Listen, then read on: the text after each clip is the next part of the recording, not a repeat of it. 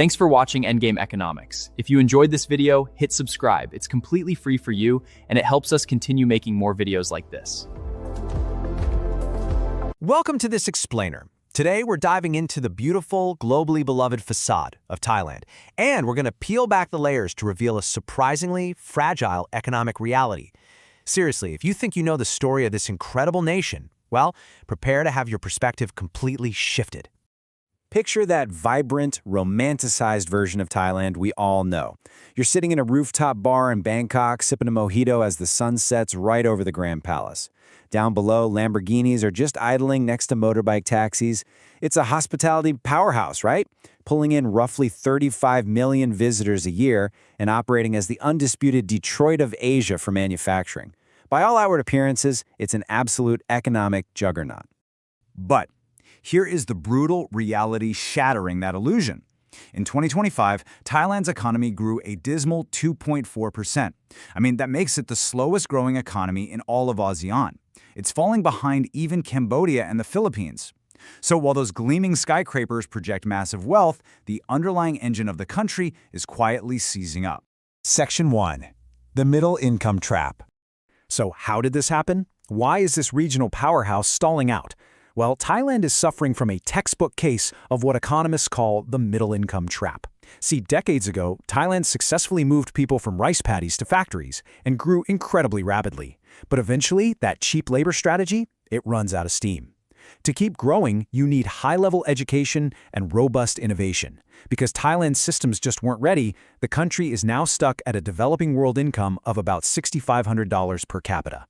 And this next number brilliantly illustrates the core issue. Between 2015 and 2023, Thailand's total factor productivity growth was exactly zero, literally 0%. Think about that for a second. Despite 8 years of global AI rollouts, massive smartphone penetration, and automation, the Thai economy fundamentally stopped learning new tricks. An hour of labor in 2023 produced exactly the same value as an hour in 2015. Section 2. Sputtering economic engines. Let's look at the two massive sectors that built modern Thailand, tourism and manufacturing. Because, when global demand sneezes, Bangkok catches a severe cold. What's really interesting here is the stark contrast in the hospitality sector. The old tourism machine was an absolute marvel, but it completely relied on sheer volume. Recently, a high-profile kidnapping scandal involving a Chinese actor, combined with a highly appreciated Thai baht that made vacations way more expensive, caused a devastating 60% drop in crucial Chinese tourists. The government's pivot to extracting more money from fewer high-value tourists is leaving a workforce built for mass volume completely reeling. Meanwhile, over in manufacturing, we're witnessing a massive changing of the guard. The traditional Japanese automakers, the internal combustion engine giants that literally built Thailand's auto industry, are being aggressively undercut and replaced. Heavily subsidized Chinese electric vehicle brands like BYD are dumping cars into the Thai market at a fraction of the cost. Chinese brands now command roughly 80% of the EV market. That puts Thailand's domestic network of around 2,500 auto parts suppliers in a complete existential crisis. Section 3. Debt and demographics. Because, let's be real, massive macroeconomic failures don't just stay on spreadsheets, right? They eventually end up at the average citizen's kitchen table. Thailand's official household debt has absolutely exploded to over 16.44 trillion baht, making up nearly 87% of the entire GDP. And remember, that is just the official number. The country is practically drowning in credit.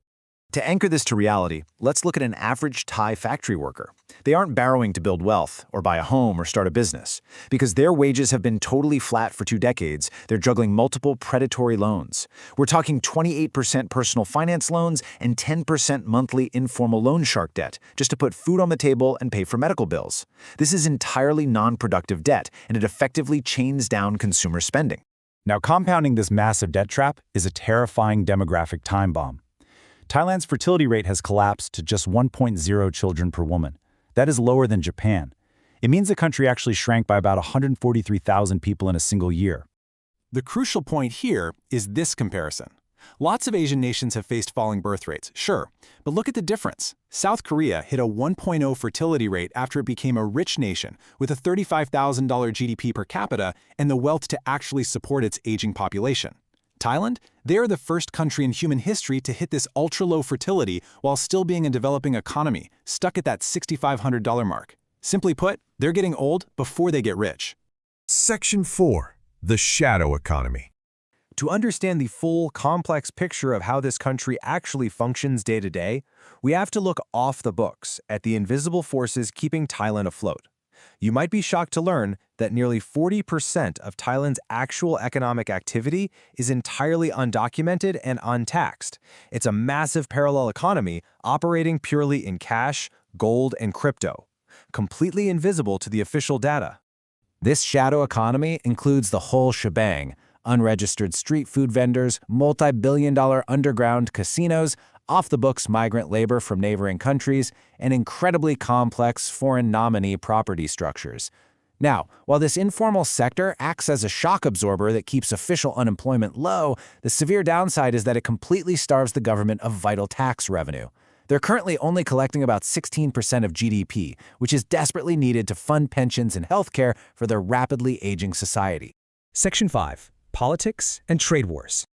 Let's examine the geopolitical crossfire and structural instability that makes long-term economic recovery nearly impossible. Thai politics is, well, it's basically an endless game of musical chairs. Since 1932, Thailand has experienced 13 successful military coups and continuous judicial ousters. The timeline is just filled with a relentless cycle of populist electoral victories, followed closely by conservative and military interventions that remove prime ministers and dissolve popular parties. The economic cost of all this drama is profound, because the government is constantly in flux. Passing the painful multi-year structural reforms needed to fix the education or pension systems is effectively impossible. I mean, think about it. Nobody, neither domestic businesses nor foreign investors, wants to commit to a 20-year capital project when the prime minister's tenure might not even survive the next 12 months. And this internal chaos recently spilled over globally. The United States slapped a heavy 19% reciprocal tariff on Thailand. Why? Well, to stop Chinese goods, like EVs and solar panels, from being transshipped through Thai ports to dodge US trade restrictions. This tariff acts as a massive tax on Thailand's biggest export market, which just further suffocates their already fragile growth rate. Section 6. Finding a way out. Okay, after diagnosing these incredible headwinds, let's bring all of this together and look at the actual crossroads Thailand faces right now. Is there a viable path forward? Forecasters generally see two paths. The optimistic scenario relies on a massive EV and AI tech boom, combined with painful immediate structural reforms in education and taxation to essentially save the economy. However, the base case predicted by major economists is that Thailand will slowly shrink into a regional Italy, meaning a country that remains incredibly beautiful and globally beloved, but one that is fiscally fragile, gracefully declining, and demographically doomed to a shrinking population. It leaves us with one final haunting question about the ultimate fate of the Land of Smiles.